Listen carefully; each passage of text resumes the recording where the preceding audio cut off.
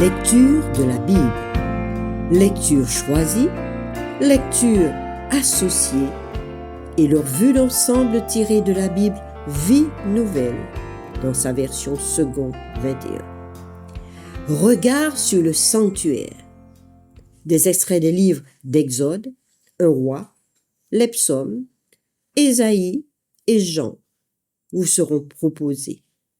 Ces regards nous invitent à discerner le symbolisme derrière le mobilier du sanctuaire, mais aussi derrière les fonctions attribuées aux prêtres et des sacrificateurs et aux rituels quotidiens qui s'y déroulaient.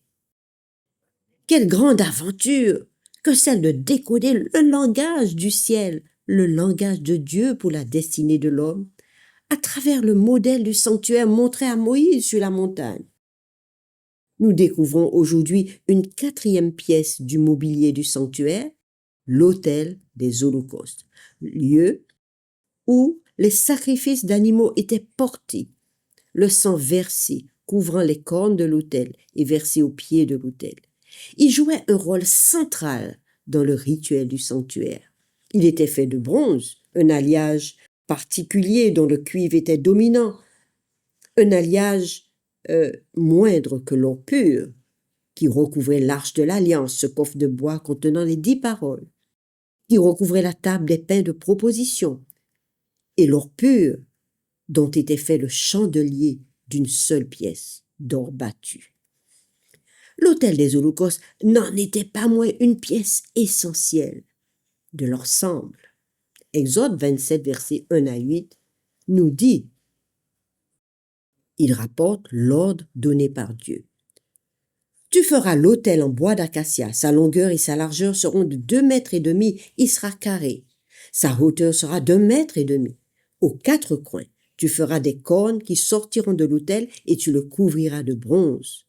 Tu feras pour l'autel des cendriers, des pelles, des bassins, des fourchettes, des brûle-parfums. Tu feras tous ces ustensiles en bronze.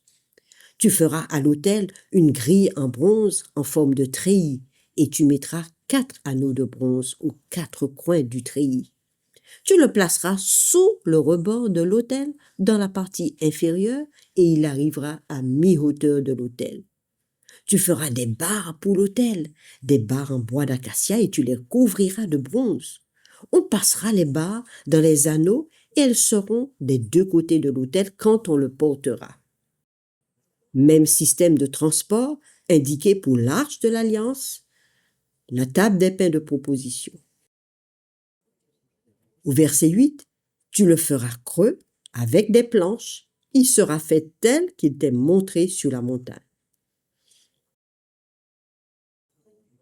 L'autel des holocaustes indiquait que la relation de Dieu était possible après la purification par le sang. S'approcher du Dieu saint nécessitait une préparation, une consécration. L'autel des holocaustes est à distinguer de l'autel des parfums, quant à lui recouvert d'or. Vous pourrez le lire dans Exode 30, versets 1 à 10. Mais il y avait quelque chose qui avait trait à la relation avec Dieu. Des théologiens parlent du sanctuaire des relations. Et l'autel des holocaustes, une fois terminé, devait être consacré, ainsi que toute la classe des Lévites qui l'utiliseraient et qui faisaient le service devant Dieu, étant l'intermédiaire entre Dieu et son peuple. Sur cet autel des holocaustes, on distinguait des sacrifices offerts dits de propitiation, c'est-à-dire présentation à Dieu en vue d'agrément, ou encore de consécration. Des sacrifices de communion, c'est-à-dire de reconnaissance à Dieu, des sacrifices d'expiation pour le pardon des péchés, enlever la faute de tous, et d'autres sacrifices encore avec des particularités. Ces animaux égorgés, dont le sang était porté sur l'autel, devaient être sans défaut corporel, des bêtes pures, selon la liste établie par Dieu dans Lévitique 11. Le sang des animaux ne devait pas être mangé selon l'ordre donné dans Lévitique 17. Une partie des organes brûlés était fumée, brûlée sur l'autel, accompagnée d'offrandes de fleurs de farine, pétries à l'huile d'olive concassée, et brûlée avec la viande sur l'autel, et cette partie était dévolue au sacrificateur. Si quelqu'un avait péché contre Dieu, il confessait ses péchés sur la tête de l'animal. Puis celui-ci était égorgé et son sang répandu. Exode chapitre 40, versets 6 à 10 montre la place de l'autel au milieu de ce sanctuaire.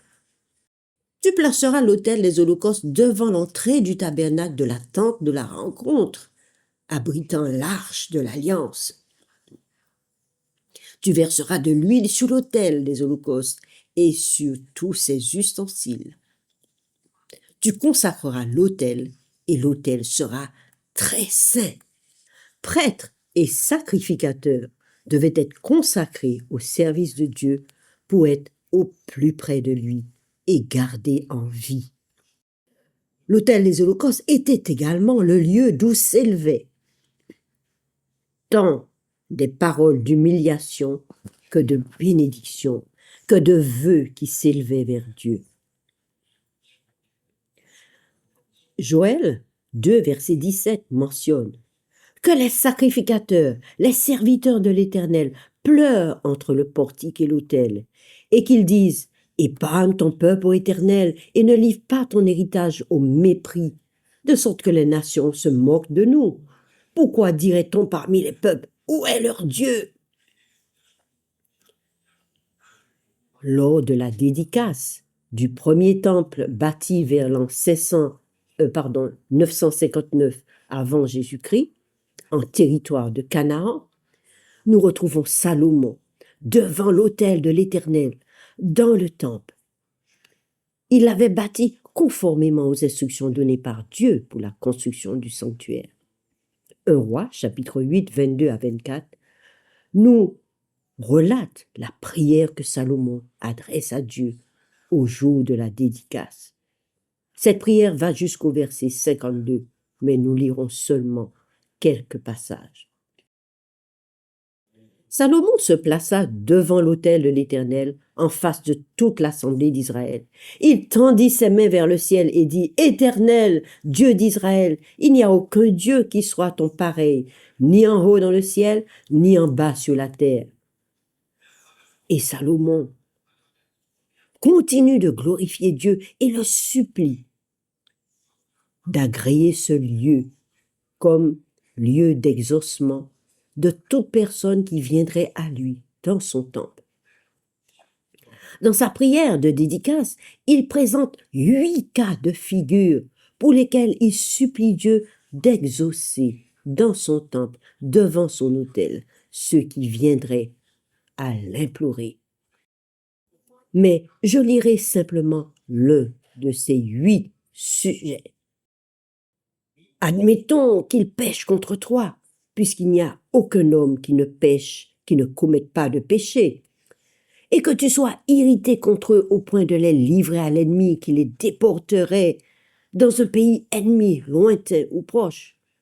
S'ils se mettent alors à réfléchir dans le pays où ils seront exilés, s'ils reviennent à toi et t'adressent des supplications dans le pays de ceux qui les auront déportés en disant « Nous avons péché, nous avons commis l'injustice, nous avons fait le mal. » Oui, s'ils reviennent à toi de tout leur cœur et de toute leur âme dans le pays de leurs ennemis, de ceux qui les auront déportés, s'ils t'adressent des prières, les regards tournés vers leur pays, celui que tu as donné à leurs ancêtres, vers la ville que tu as choisie et vers la maison que j'ai construite en l'honneur de ton nom.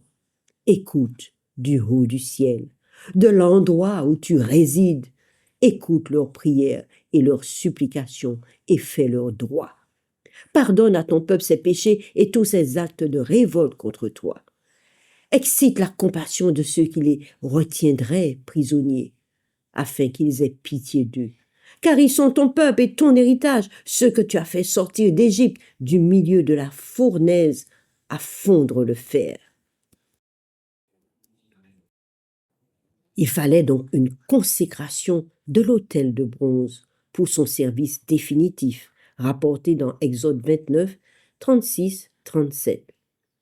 Tu offriras chaque jour un taureau en sacrifice pour le péché, pour l'expiation. Tu purifieras l'autel par cette expiation et tu verseras de l'huile dessus pour le consacrer. Pendant 7 jours, tu feras des expiations sur l'autel et tu le consacreras. Ainsi l'autel sera très saint et tout ce qui le touchera sera saint. Exode 40, versets 42 à 46 continue à détailler l'holocauste perpétuel. Voilà, vous offrirez au fil des générations à l'entrée de la tente de la rencontre l'holocauste perpétuel devant l'Éternel. C'est là que je vous rencontrerai et que je vous parlerai. J'y rencontrerai les Israélites et ma gloire fera de cet endroit un lieu saint. Je consacrerai la tente de la rencontre et l'autel. Je consacrerai Aaron et ses descendants pour qu'ils soient à mon service en tant que prêtres. J'habiterai au milieu des Israélites et je serai leur Dieu. Ils reconnaîtront que je suis l'Éternel leur Dieu qui les ai fait sortir d'Égypte pour habiter au milieu d'eux. Je suis l'Éternel leur Dieu. Dans l'holocauste perpétuel au service quotidien du sanctuaire, Exode 39, versets 38 à 46, nous dit ceci. Voici, dit l'Éternel, ce que tu offriras sur l'autel, 2 agneaux d'un an, et ce chaque jour de façon constante. Tu offriras l'un des agneaux le matin et l'autre au coucher du soleil. Avec le premier agneau, tu offriras 2 litres de fleurs de farine pétrie dans 1 litre d'huile d'olive concassée, ainsi qu'une offrande d'1 litre de vin. Tu offriras le second agneau au coucher du soleil avec une offrande végétale et une offrande liquide identique à celle du matin. C'est un sacrifice brûlé au feu dont l'odeur est agréable à l'Éternel.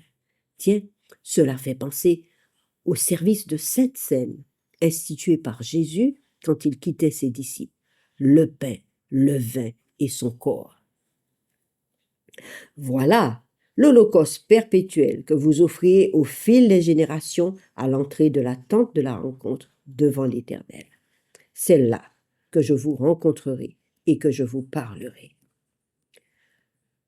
Dans Philippiens 4, verset 18, Paul, l'apôtre Paul, reprend cette expression pour exprimer sa reconnaissance aux frères de la ville de Philippe, une ville grecque que Paul avait évangélisée, et les croyants lui avaient envoyé des provisions alimentaires et autres pour couvrir ses besoins. Il dira, « J'ai tout reçu et je suis dans l'abondance. J'ai été comblé en recevant d'Épaphrodite ce que vous m'avez envoyé comme un parfum de bonne odeur, un sacrifice que Dieu accepte et qui lui est agréable. Et mon Dieu pourvoira à tous vos besoins, conformément à sa richesse avec gloire en Jésus-Christ. À notre Dieu et Père soit la gloire au siècle des siècles. Amen. » Psaume 40, versets 8 et 7. David avait vu le sacrifice suprême en la personne du Christ. Tu ne désires ni offrande, ni sacrifice, mais tu m'as ouvert les oreilles. Tu ne demandes ni holocauste, ni sacrifice pour le péché. Alors j'ai dit, me voici, je viens. Dans le rouleau du livre, il est question de moi. Je viens pour faire ta volonté, mon Dieu, c'est ce que je désire. Jean 19, versets 28 à 37, nous relate. Après cela, Jésus, sur la croix, en l'an 33, Jésus savait que tout était déjà accompli. Alors il dit, afin que l'écriture se réalise pleinement, « J'ai soif ». Il y avait là un vase plein de vinaigre. Les soldats en remplirent une éponge, la fixèrent à une branche d'hysope et l'approchèrent de sa bouche. Quand Jésus eut pris le vinaigre, il dit, « Tout est accompli ». Puis il baissa la tête et rendit l'esprit. C'était la préparation de la Pâque et ce sabbat allait être un jour solennel. Un des disciples, celui qui a vu ces choses, en rend témoignage et son témoignage est vrai. Il sait qu'il dit la vérité pour avoir vu 2 autres réalisations. En effet, le passage de l'Écriture, aucun de ces os ne sera brisé, a été accompli. Ensuite, ils verront celui qu'ils ont transpercé. Ésaïe, l'homme fort, l'homme courageux qui s'est élevé comme porte-parole de Dieu en son temps, a décliné l'identité du Fils de Dieu par l'agneau. L'agneau de Dieu, dira Jean, qui ôte le péché du monde. Ésaïe 53, 5 à 11 dit ceci. Mais lui, il était blessé à cause de nos transgressions, brisé à cause de nos fautes. La punition qui nous donne la paix est tombée sur lui, et c'est par ses meurtrissures que nous sommes guéris. Il a été maltraité, il s'est humilié. Il n'a pas ouvert la bouche, pareil à un agneau qu'on mène à l'abattoir, à une brebis muette devant ceux qui la tondent. Il n'a pas ouvert la bouche. Il a été frappé à mort. Mais la volonté de l'Éternel sera accomplie par son intermédiaire. Après tant de troubles, de souffrances, il verra la lumière et sera satisfait. Par sa connaissance, mon serviteur juste procurera la justice à beaucoup d'hommes. Paul, dans 1 Corinthiens 5, verset 7, dira « Christ, notre Pâque, a été immolé. Soyons donc dans la joie, célébrons la fête. » Car en effet, le dimanche matin, dimanche de Pâques, Jésus est sorti éclatant, puissant, victorieux du tombeau. Aucun animal ne sera plus jamais sacrifié ni offert sur l'autel.